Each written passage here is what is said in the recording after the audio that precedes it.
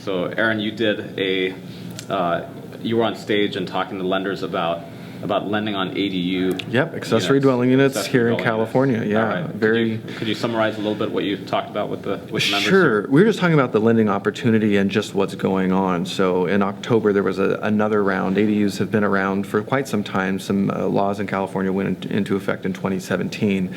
But there was a lot of cities and municipalities that were playing games, making it difficult. So as an example, a lot of cities were requiring there to be an owner-occupant in place to even have a conversation with planning departments about having a secondary unit.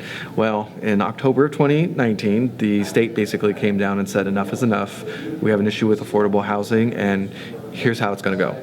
So the state really regulated and took all the power away from the cities, as well as NIMBYs. So the local neighbors that would always complain, they don't have a say-so anymore. So there are some great lending opportunities, but it also comes with some risks that people need to understand what to watch for. And so with lenders lending on ADU units, is that more for the construction of the ADU unit, or is it more that someone needs to cash out equity on their property so they can set up an ADU, or what specifically is the lending? Yes and yes. Okay. So you can up to, the state set some very generous guidelines of at least one, and one of the bills said that an ADU and a JADU, so there's conversations around what people are calling triplexizing. So it's basically, I'll convert my garage into a junior efficiency unit and then build a separate structure out back. So basically you have like a triplex.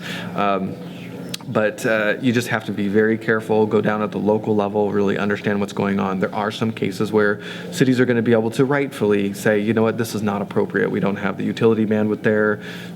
We can't provide you sewer. So you can't assume going into a deal. And lenders just need to understand when they're working with investors. So you'll have some that will want to build on existing rentals that they may have. They may be working on flips where they want to incorporate an ADU as part of the project, or possibly new construction, building sort of with that multi-generational or home office use in mind. You never know. There's lots of opportunities. It's up to their imagination. So from a lender's perspective, they just have to make sure that the ADU units being built correctly with the proper permits? Correct, yeah. You're really going to want to make sure to get down to the local level and understand what's really allowed. Some cities are going to be really flexible, and a great example of that is cities looking at tiny homes to count as an accessory dwelling unit. Those don't even fall under Title 24-25. That's not real estate. Those fall under Department of Motor Vehicle here in California. So those are DMV rules.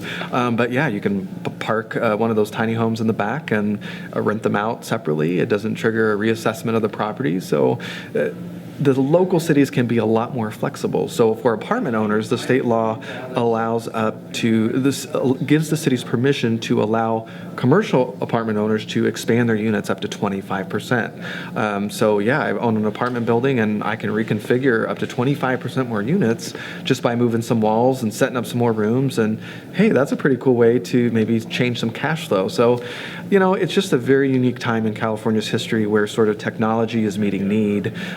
The cities are going to be able to count these against their affordable housing goals, which is really needed. All the cities are behind. I believe there's only 6 in the entire state of California that are even on par to meet those goals. So I think ADUs are a really creative way to get things through the pipeline faster.